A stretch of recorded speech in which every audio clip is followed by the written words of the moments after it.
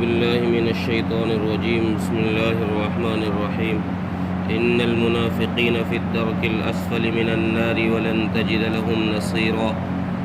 إلا الذين تابوا وأصلحوا واعتصموا بالله وأخلصوا دينهم لله فأولئك مع المؤمنين وسوف يؤتي الله المؤمنين أجرا عظيما.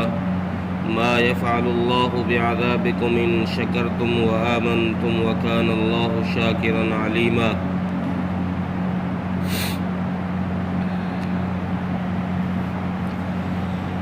منافقین کا تذکرہ پیچھے سے چل رہا ہے.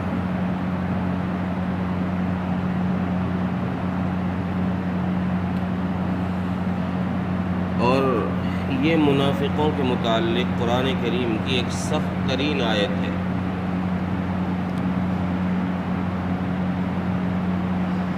اس آیت میں اللہ تبارک و تعالیٰ نے منافقین کے متعلق یہ حکم فرمایا ہے کہ یہ منافق، ان کی خباثت اور ان کی ذہنیت اتنی گندی ہے، ان کے کارنامے اتنے ذلیل ہیں کہ یہ جہنم میں سب سے نیچے طبقے میں رکھے جائیں گے. جہنم کے سب سے نیچے درجے میں، کافروں سے بھی نیچے ان کو رکھا جائے گا. ان المنافقین فی الدرک، درک کہتے ہیں نیچے کی منزلوں کو، اور درجات کہتے ہیں اوپر کی منزلوں کو. تو درک سب سے نیچے جو جہنم کا طبقہ ہوگا اس میں ان منافقوں کو رکھا جائے گا. اور حضرت ابن مسعود رضی اللہ عنہ کی روایت میں ہے کہ جہنم کے جس طبقے میں منافقین کو رکھا جائے گا وہاں ان کے لیے لوہے کے صندوق ہیں، ان میں ان کو بند کیا جائے گا. حضرت ابو ہریرہ کی روایت میں ایک لفظ کی اور زیادتی ہے. حضرت ابو ہریرہ فرماتے ہیں کہ ان صندوقوں میں جن میں ان منافقوں کو بند کیا جائے گا ان میں آگ کے انگارے دہکتے ہوئے بھرے ہوئے ہوں گے. ان کے درمیان میں ان کو لٹایا جائے گا، ان کو بند کیا جائے گا. اور کعب احبار رضی اللہ عنہ کی روایت میں ہے کہ جہنم کے سب سے نیچے طبقے میں ایک کنواں ہے، اور اس کنواں کو جب سے اللہ تبارک و تعالیٰ نے بنایا ہے آج تک اسے بند رکھا ہے، کھولا نہیں. خود جہنم روزانہ اس کی حرارت سے پناہ مانگتی ہے، اس کی گرمی سے پناہ مانگتی ہے. ان منافقوں کو اس کنویں کے اندر بند کیا جائے گا، ڈالا جائے گا. گناہ کیا ہے؟ گناہ یہ ہے کہ ان لوگوں نے اپنے عمل کے ذریعے سے اللہ اور اس کے رسول اور مسلمانوں کا استہزاء کیا، مذاق اڑایا. اللہ کا، اس کے رسول کا، مسلمانوں کا مذاق اڑایا. اور بہت سی دفعہ تو انہوں نے مسلمانوں کو دھوکے دیے. مسلمانوں سے کہا کہ ہم تو تمہارے ساتھ ہیں، لیکن ساتھ تھے کافروں کے، مسلمانوں کو دھوکہ دے دیا. تو ان کی اس خباثت کی وجہ سے اللہ تبارک و تعالیٰ، چونکہ ان کا گناہ اتنا بڑا ہے، یہ کفر سے بھی بڑا گناہ. کفر سے تو آدمی کو یہ اطمینان ہوتا ہے بھئی یہ کافر ہے. دشمن کا جب پتہ ہو کہ بھئی یہ میرا دشمن ہے تو آدمی اس سے بچ کے چلتا ہے. بھئی میرا دشمن ہے، کبھی بھی حملہ کر سکتا ہے، کبھی بھی جان کو خطرہ کر سکتا ہے، تو آدمی اپنی حفاظت اور اپنی سیفٹی اس سے کر کے چلے گا. لیکن جب یہی پتہ نہ ہو، جب دوست بنا ہوا شخص وہ دشمن بن جائے تو پھر اس سے جان کا بچانا ذرا مشکل ہو جاتا ہے. کہ لوگ اس کو دوست سمجھتے ہیں اور وہ اندر سے ہے دشمن، تو وہ کبھی بھی حملہ کر سکتا ہے. تو یہ منافقوں کا حال یہ تھا کہ یہ ظاہری طور پر تو دوست بنے تھے کہ بھئی ہم تو تمہارے ساتھ ہیں، لیکن اندرونی طور سے یہ دشمن تھے. تو ان کی دشمنی کی وجہ سے ہمیشہ ان سے خطرہ بنا رہتا تھا. اس لیے اللہ تبارک و تعالیٰ نے ان کی اس خباثت اور ان کے اس دوغلے پن کی وجہ سے کہ یہ لوگ مسلمانوں کے ساتھ دھوکہ دہی کر رہے ہیں، اس کی وجہ سے اللہ تبارک و تعالیٰ نے ان کے لیے سزا یہ رکھی کہ ان کو کافروں سے بھی نیچے جہنم کے گڈھے میں دھکیل دیا۔ اگلی آیت میں پھر اللہ تبارک و تعالیٰ نے ایک رعایت کا معاملہ یہ رکھا کہ یہاں پر منافقوں کے لیے کچھ نرمی اختیار کی گئی۔ مفسرین نے لکھا ہے کہ یہ بات ہو رہی ہے سن 4 ہجری کی، جب یہ آیتیں نازل ہو رہی ہیں۔ ان آیتوں کے اندر اللہ تبارک و تعالیٰ نے منافقوں کے لیے کچھ ڈھیل رکھی ہے، لیکن سن 9 ہجری میں جب سورہ توبہ نازل ہوئی ہے، سورہ توبہ کے اندر منافقوں کا بالکل سختی کے ساتھ اللہ تبارک و تعالیٰ نے ان سے نبٹنے کا اور ان کے ساتھ معاملات رکھنے کا حکم دے دیا ہے کہ اب ان سے کوئی تعلق نہیں رکھنا، ہمارے یہاں بھی ان کے لیے کوئی گنجائش نہیں ہے، ہمارے یہاں بھی ان کو نہیں بخشا جائے گا۔ لیکن اس آیت میں اللہ تبارک و تعالیٰ نے منافقوں کے لیے ایک رعایت یہ رکھی ہے کہ اگر یہ اس دھوکے کے بعد، اس دھوکے کے باوجود اگر یہ لوگ توبہ کر لیتے ہیں، الا الذین تابوا، اگر یہ لوگ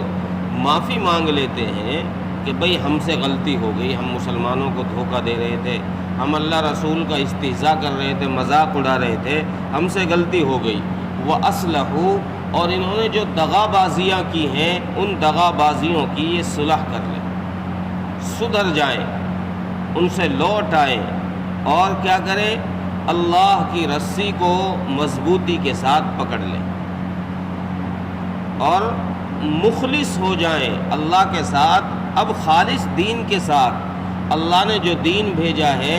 خالص ہو کر اس کے ساتھ چمٹ جائیں۔ ایسا نہیں کہ دوگلاپن رہے، کبھی تو شریعت پر عمل کرنے چل دیے جی، اور کبھی تقاضا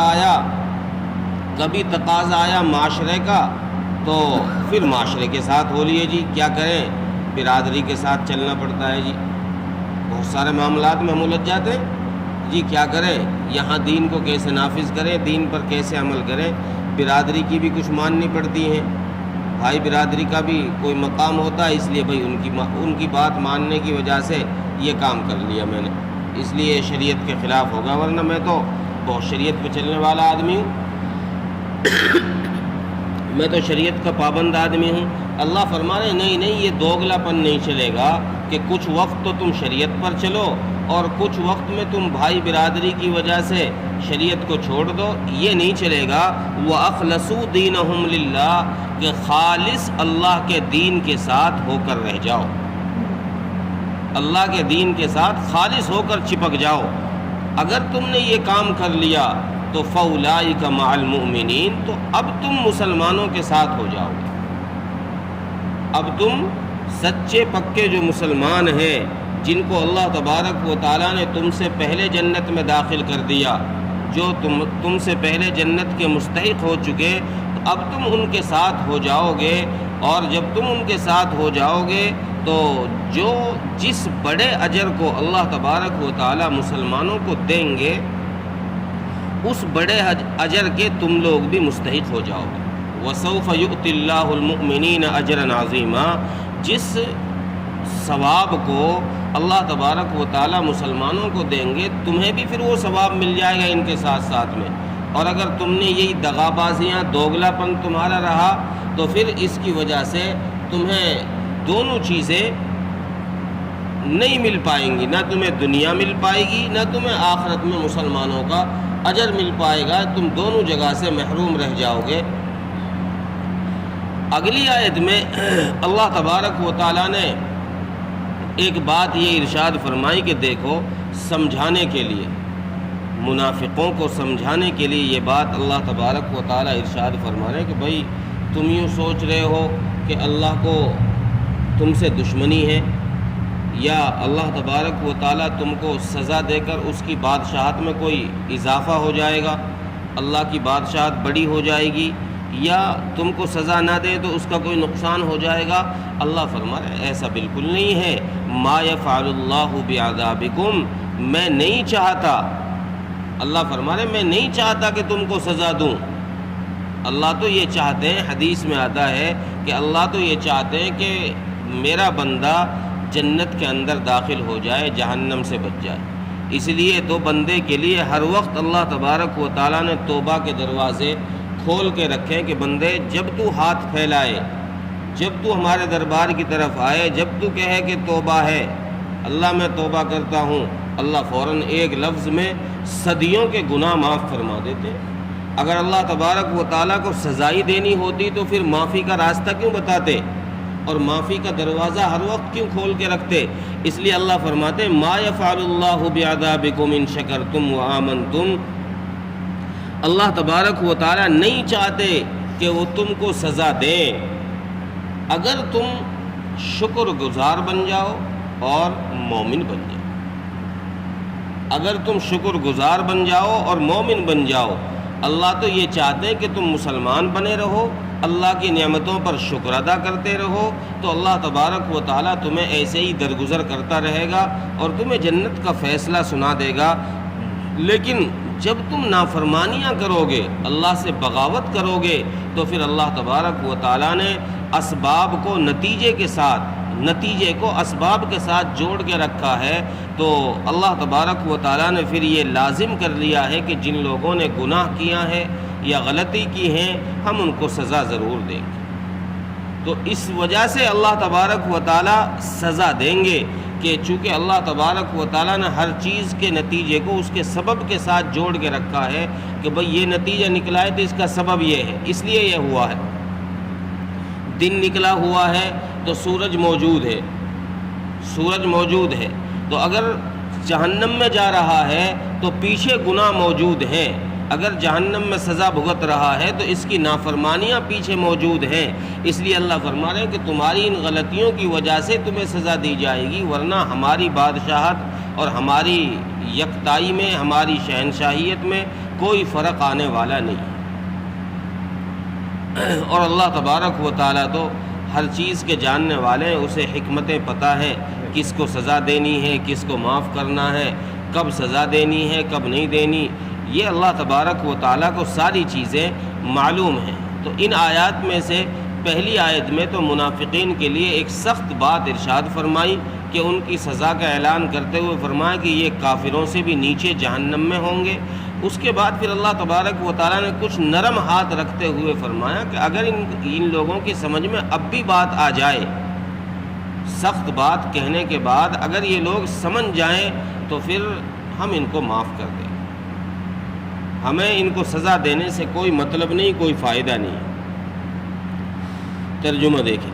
ان المنافقین فی الدرک الاسفل من النار، یقیناً منافق لوگ جہنم کے سب سے نیچے طبقے میں ہوں گے، ولن تجد لهم نصیرا، اور تو ان کے لیے کوئی مددگار بھی نہیں پائے گا، کوئی ایسا شخص بھی نہیں ملے گا جو ان کو وہاں سے بچا لے۔